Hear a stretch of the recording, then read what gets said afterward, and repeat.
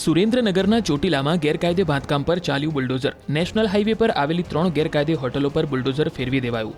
વર્ષ 2001થી ગેરકાયદે રીતે સરકારી જમીન પર બાંધકામો કરવામાં આવ્યા હતા. સરકારી જમીન પર 3 હોટલો ખડકી દેવામાં આવી હતી. તંત્ર દ્વારા 3 હોટલો સહિતનું બાંધકામ જેસીબી વડે તોડી પાડવામાં આવ્યું. તંત્રએ 28.12 કરોડ રૂપિયાની સરકારી જમીન ખુલ્લી કરી. 3 હોટલોમાં ગેરકાયદેસર કેમિકલ, બાયોડીઝલ, પેટ્રોલ અને ડીઝલની ચોરી અને હેરાફેરી સહિતની અસામાજિક પ્રવૃત્તિઓ થતી હોવાનો ઘટસ્ફોટ થયો.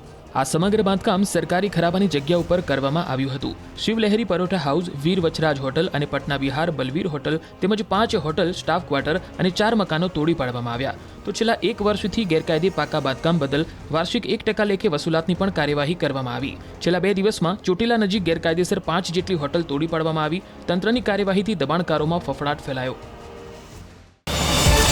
QR કોડ સ્કેન કરો અને ડાઉનલોડ કરો ન્યૂઝ 18 એપ. મેળવો ગુજરાત અને દેશ દુનિયાની પળે પળની અપડેટ્સ.